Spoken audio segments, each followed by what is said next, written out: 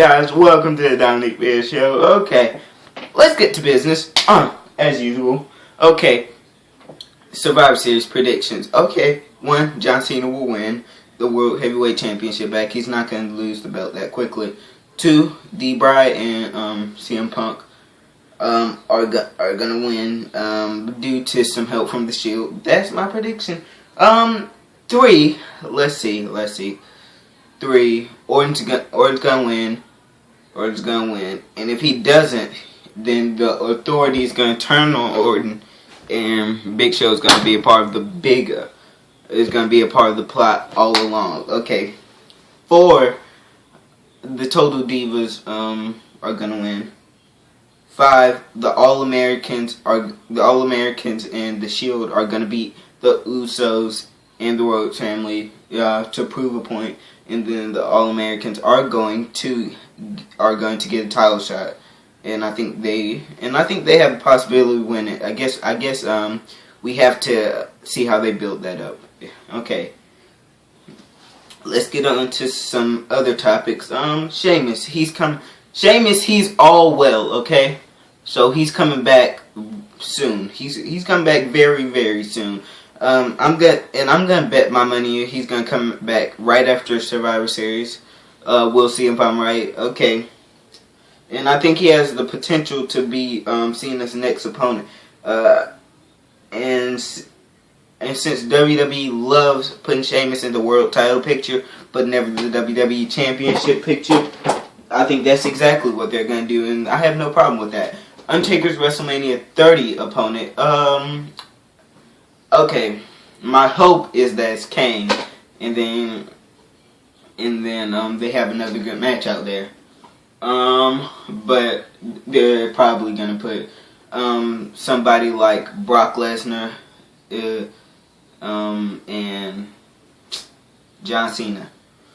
I think Goldberg is coming back. If he is, he's been keeping it very quiet for this, because people have been wondering for months, is Goldberg coming back, and they've been giving hints and clues, but I think so. I hope so. And it seems like it's a perfect opportunity for Goldberg to come back. I mean, he said he quit the WWE because of all the violence and the vulgar stuff, and it's the PG era, so I think he might just come back. And I think there's a potential for Triple H versus Daniel Bryan match. If Daniel Bryan does not win the Royal Rumble, I'm gonna say it's gonna be a Triple H versus Daniel Bryan match with Shawn Michaels as special guest referee. And I think that's out to be a good match. Both very good performers. Triple H is the veteran, and he might pass the torch down to Daniel Bryan. Hopefully he will, and not use this to boost his own ego and beat Daniel Bryan, because Daniel Bryan needs to earn some credibility so he can get back in the title picture. Future plans for CM Punk. Here's the direction I want to go with CM Punk. I want to get him out of this whole Heyman guy situation, and get him back in the world title picture, or the heavyweight title picture, more preferably the heavyweight championship picture, because CM Punk, ever since he did that whole pipe bomb thing, he has been gaining a fan base, a cult-like fan base, and I think his was the most successful pipe bomb of all time, and WWE might as well take advantage of his cult-like fan base and get him in the title contentionship and go against the Authority like he's been doing most of his career ever since 2011. I think he's been this big burden of the Authority, and they could use that to their advantage. Hopefully, WWE is smart and they will use it to their advantage. Let me see what else is popular.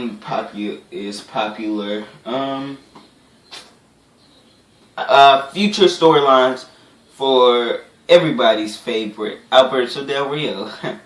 Okay, I'm gonna say Alberto Del Rio is gonna be a mid-carder. Just due to the fact that WWE really does not want to put him back in the title contention. I mean, I would keep him a mid-carder. He could boost those people like R-Truth, who might be retiring very soon. He's like 42 right now. Excuse me. I'm sorry. I'm sorry. Oh, Jesus Christ. Okay. And he could be used to boost people like Kofi Kingston, who people been wanting to get a push, and Tyson Kidd. And I have something that I really want to talk about. That main event match where Tyson Kidd lost. I must say that is bad on WWE's part, because he just came off this big return and everybody loves Tyson Kidd. It's hard not to like the guy. He's been working hard, busting his tail. Last graduate from the Hart Dungeon, has so much talent and potential, and WWE just says, okay, you're going to lose to someone who's not been on the product for a month now. And Tyson Kidd return was red hot with him beating Fandango, and if they're gonna have him lose, then have him lose against someone who people care about, who WWE has been showing as an all-star. So WWE is showing signs of putting them right back in the mid card, the lower to mid card with that loss, and I must say I'm very disappointed. Rey Mysterio, he returned on Monday, and I must say I am happy. I like the way he returned. He comes out, and then 619s everybody, gets the win for his team, and he has that triumphant return. And I'm really glad that that happened the way that it did. Instead of him coming up with a mid card match, he came up with a lot of people who WWE want to push, and so that shows that he's not going to be just another mid carder like he was lately. Did Sin Cara return yet? I mean, he's been out for a while, and if he returned, then I have not seen him for a long time. No complaints, but you know, I'm a little worried about Sin Cara.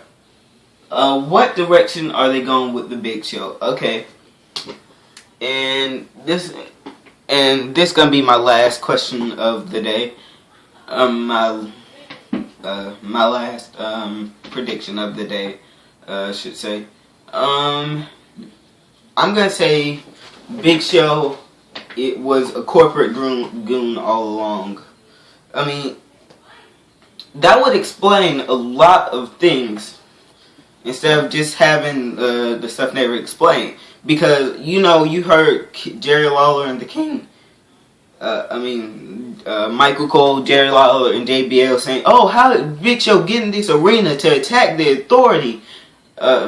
You know, instead of keeping them faced, and I would say, and just having this stuff never explained, like, I'm gonna say, turn him to the Authority. He's saying he has the He's red hot from the heel turn. He has a match with Daniel Bryan. He loses mainly because I'm a Daniel Bryan fan, but secondly because Daniel Bryan really needs a check in the win column. But it seemed because that stuff really seemed very authenticated. Because like it makes no sense for the Big Show to be fired and he left in an angry way, and people are just letting him in the building. Security is just letting him in the building and jump over the ramp, and it makes no sense. So hopefully that will be explained, or Vince McMahon returns and he says I was the one all along, and he returns as a face, even though I opposed to him ever being a face. So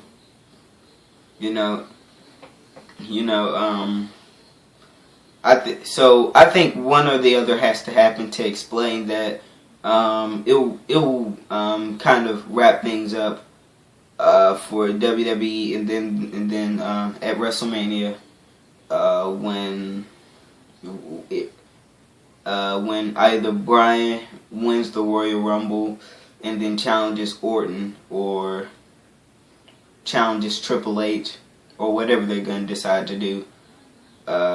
It will, and then they could end that whole corporate storyline, get started on something else, because one thing WWE does not want to do is overdo the corporate storyline, like they did the Aces of Eights, and have it going on for way too long. Like Aces of Eight has been going on for 2 years now, and hopefully it's going to disband soon with that match with Ken Anderson and Bully Ray.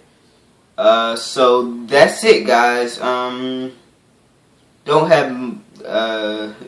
come back to you probably sometime around next week. I'm hoping to have this a weekly thing, probably on every Saturday, maybe. Okay, I'll see you guys next week. Please comment, subscribe, like, and tell Lasmith to respond to my comments on YouTube. Spread my name around. I'm trying to get my subscribers up to 50 by my birthday, May 21st. Have that as my birthday gift from YouTube. Okay, bye, guys. Comment questions. Follow me on Instagram at Mr_Long Island 631. Bye, guys. Peace, love, and respect.